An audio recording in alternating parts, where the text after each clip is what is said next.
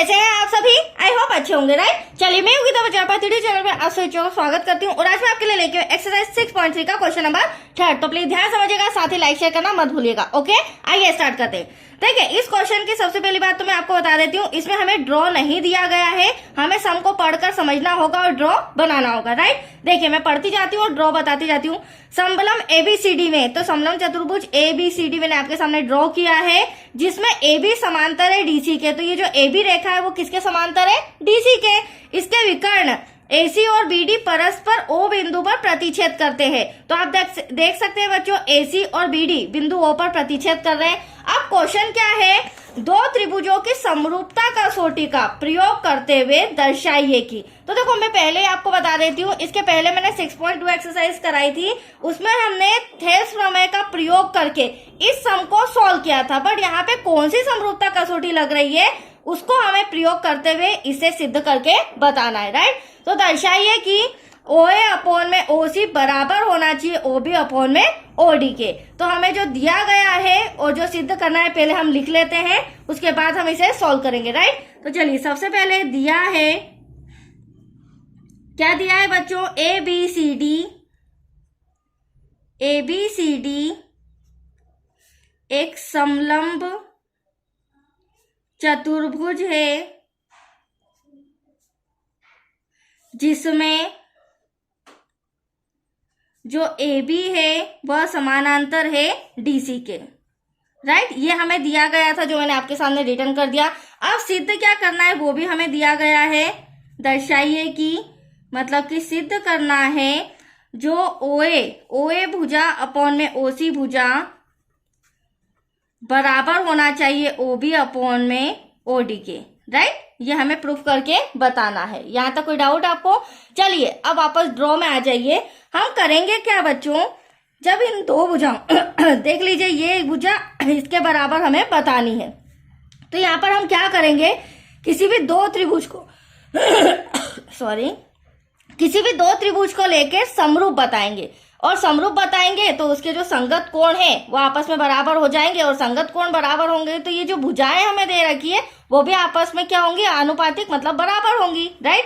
तो देखिए, यहाँ पर मैं त्रिभुज ले रही हूँ OAB और OCD में, मतलब इस त्रिभुज को इस त्रिभुज के समरूप हमें बताना है, राइट। चलिए, फिर हम देखते हैं कौन सी समरूपता कसौटी लगती है। तो यहाँ लिखेंगे बच्चों, त्रिभुज OAB तथा त्रिभुज OCD में।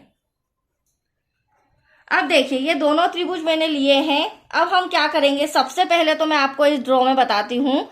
OAB आप देख रहे हैं और इधर से OCD, तो ये जो O एंगल आपको नजर आ रहा है ये कॉमन है, ये ऊपर के लिए भी कोण बना रहा है और नीचे वाले त्रिभुज के लिए भी एंगल बना रहा है।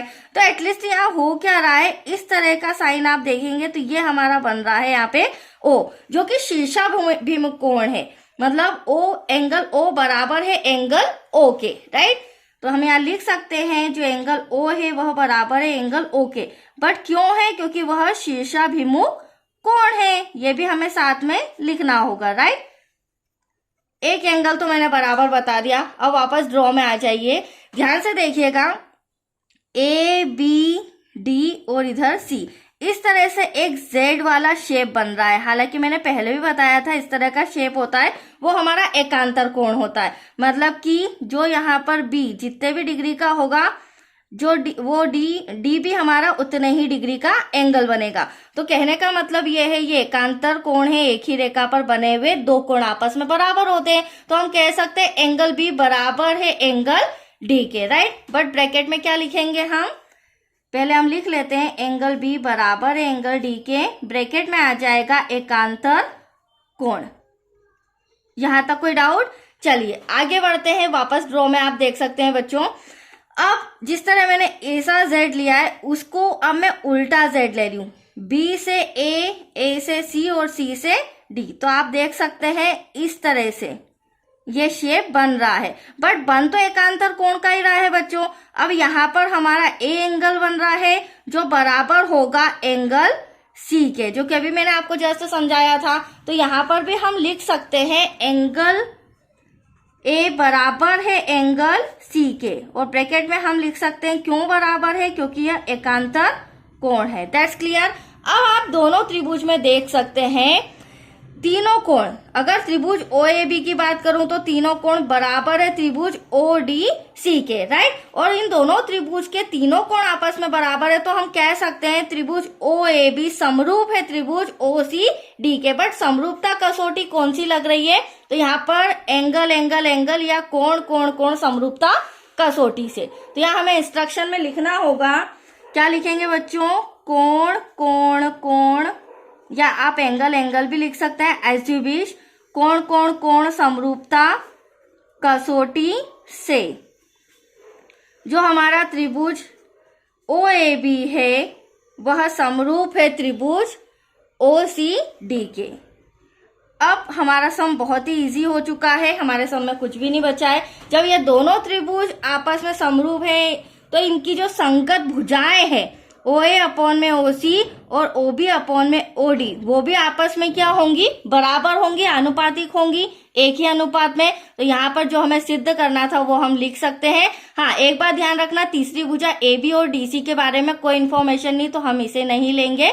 जो हमें सिद्ध करना था ये दोनों भुजाएं आपस में बराबर सिद्ध हो जाएगी, तो यहाँ लिखेंगे। इसीलिए थोड़ा सा कॉपी इस तरह से कर रही हूँ बच्चों, जो OA अपॉन में OC भुजा है वह बराबर है OB अपॉन में OD के, राइट। अब यहाँ पे आप छोटा सा इंस्ट्रक्शन भी लिख सकते हैं चाहे तो, उससे आपका इंप्रेशन अच्छा पड़ेगा। क्योंकि दो समरूप, ये क्यों बराबर है, क्योंकि जो दो समरूप त्रिभुज हैं तो दो समरूप त्रिभुज में संगत भुजाओं का अनुपात जो होता है वह बराबर होता है। तो यहाँ लिखेंगे संगत भुजाओं का अनुपात बराबर है या बराबर होता है, राइट। तो ये इंस्ट्रक्शन लिखोगे, इससे आपका इंप्रेशन अच्छा पड़ेगा टीचर के सामने।